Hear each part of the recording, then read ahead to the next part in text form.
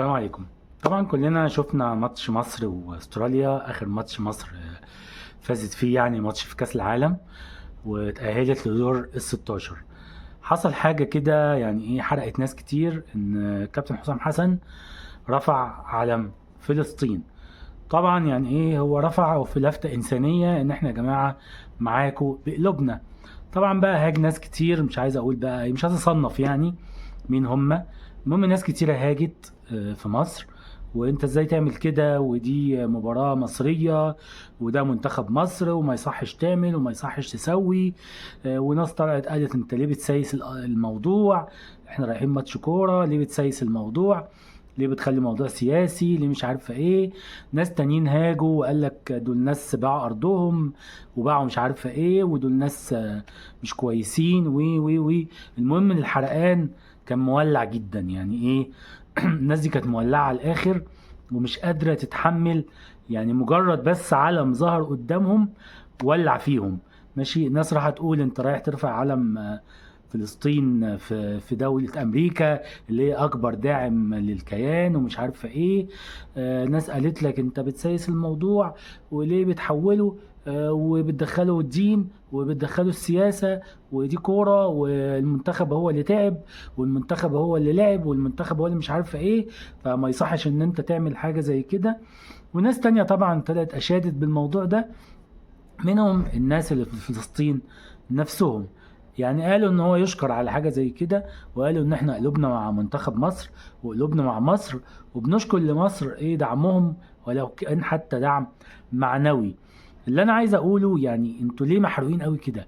ليه بقى ظاهر وسطينا، يعني مش عايز اقول صهاينة، لا هم حرفيا صهاينة.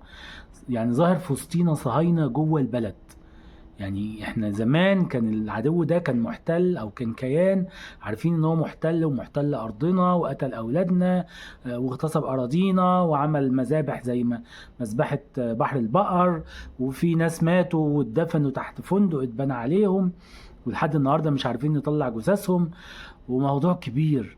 فانتوا ليه يعني انتوا ليه دلوقتي الموضوع خلاص العدو انتهى، العداء انتهى، اسرائيل موضوعها انتهى؟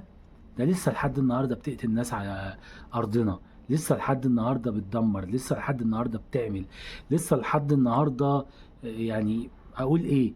يعني الحرب اللي دايره بين امريكا وكانت اسرائيل في لبنان وايران ومش عارفه ايه، قالوا الدور على تركيا وعلى مصر.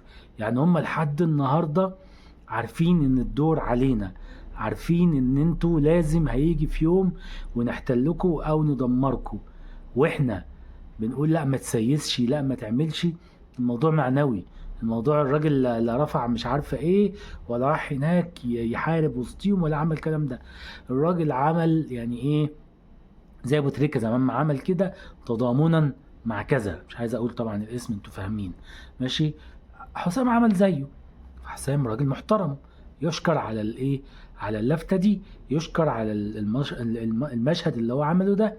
ماشي، وكل اللي بيهاجم يعني انا فرحان بصراحة اللي هو عمله، لان هو فضح الصهاينة اللي عايشين وسطينا جوه البلد، اللي احنا بنقول عليهم مصريين وعرب وممكن يبقوا مسلمين زينا، ومع ذلك بيحاربوا اي حاجة تتكلم عن فلسطين، حتى لو الحاجة دي كانت معنوية. يعني هي حاجة مش يعني ما عملش حاجة قوية يعني ان هي تدمر الدنيا، ده عمل حاجة معنوية اسرائيل سخنت بسببها، وصهاينة المصريين ظهروا في وسطينا ايه، يهاجموا. طبعا عمرو اديب طلع برضو يعني يشكر برضو، طلع هاجم قال انت ليه صهيوني اكتر من الاسرائيليين نفسهم. ماشي، يعني الراجل رفع العلم يعني ايه كدعم معنوي. انت ايه اللي خلاك تولع؟ ماشي، وخدوا بالكم في ناس قاعده بره، يعني في ناس من اللي عمالين يتكلموا قاعدين بره، منهم نصارى ومنهم مسيحيين، قاعدين اللي قاعده في كندا واللي قاعده في امريكا، وراح تتكلم وتقول له انت ليه بتسايس القضيه؟ لا يا حبيبتي، او لا يا اختي، او لا يا ستي، او لا يا بنتي، القضيه مش سياسه، القضيه عقيده. نصره دولة فلسطين ده دين، مش مجرد سياسة. ماشي، يعني ما تحجروش علينا ان احنا حتى ننصرهم معنويا. انت مش عاجبك الموضوع، انت حر، غير كده ما تفتحش بقك، ماشي؟ يعني ايه، فلتقل خيرا او لتصمت، واعتقد ان سكوتك هيبقى افضل مليون مرة من كلامك. تمام.